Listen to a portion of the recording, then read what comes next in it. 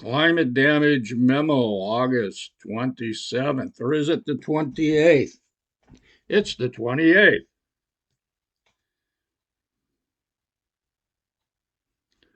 What's going on here? Roger Hanlon, out of the joint. Good work, Roger. Keep up the good work. It appears we have passed another climate tipping point. This is from Skylight. John Sheeb writes, we have today set a new record high global average sea surface temperature, SST, for the date and likely even for any date. Here are the reasons why. I think I'll return to this at another time. This is a brief memo. David Ward reports deforestation kills. In the past 20 years, localized heat caused by cutting forests down has caused 500,000 deaths. And this is from The Guardian. Thank you. Sam Carana, BC and Alberta roast. Late August heat as records fall, relief out of reach. Incidentally, I'm doing this approach as a memo because there's so much evidence out there, I can't keep up with it. This is from Peter Carter, Dr. Peter Carter. Western Canada roast. Everything here, Western North America heat moved over Canada up to the furthest north beyond Yukon, excuse me. Enormous heating problem there. 2025 temperature increase just above record 2024. So it looks like 2025 will become the king of heat in the 21st century so far. And as far as I have lived, which is 78 years, that's saying something. 3/4 of a century. And we just had the warmest year, and now we're having the next warmest year. Peter Carter again, notes 2025. Okay, Ed Costello, what do you got here, Ed? Giant wall of dust wreaks havoc on Metro Phoenix. And then again, I like this one. In fact, this is what motivated me to take this memo approach to reminding myself what I did on this date. State of electricity from wind, Iowa, 76.2, Kansas, 59.5, Oklahoma, 55.9, South Dakota, 67.87. Deep red states love wind energy. Somebody should tell Donald Trump. Wow, and that is from, looks like Pace News. And I think that President Donald Trump should dig a hole and put his pipe in it. Anyway, telomere effect. I don't know, but January, I'm not going to bother with this one. Look at this Dalton Highway update from Cindy. Thank you, Cindy. Looks like we have Alaska Department of Transportation and Public Facilities, Dalton Highway update. See more.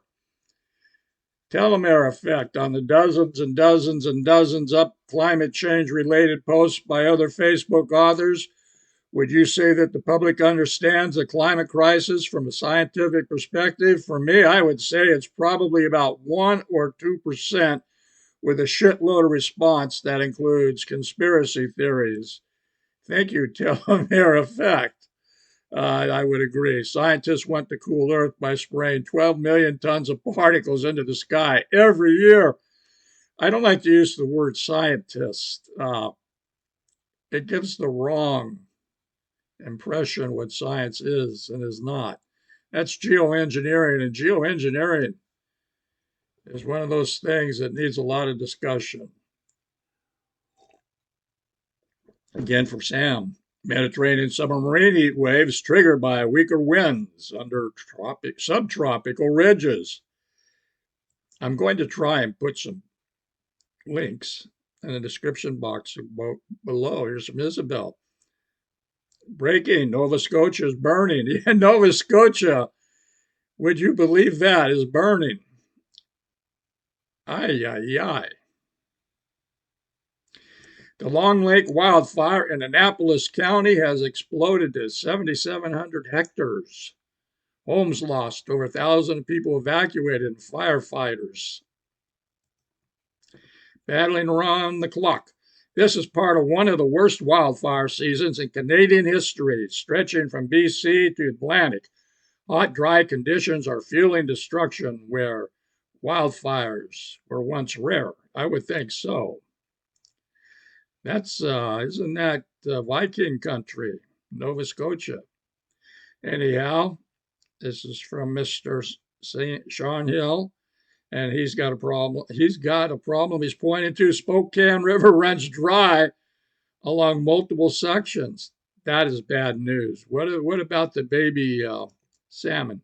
Does anybody ever worry about the baby salmon?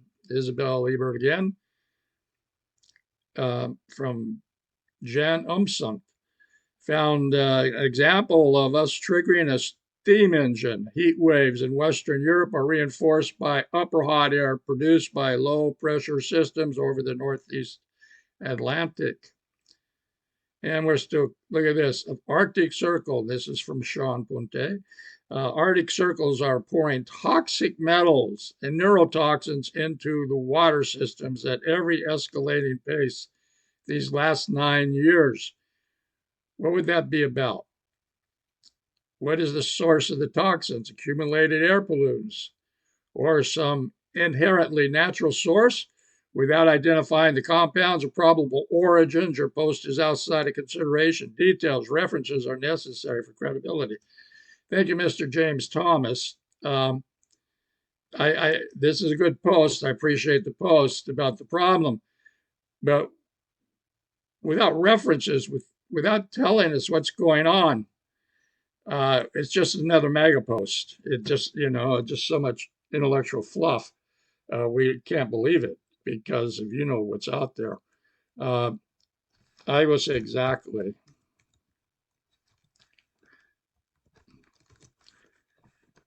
That's what I keep saying. And I think I'll end this post for now. Good day.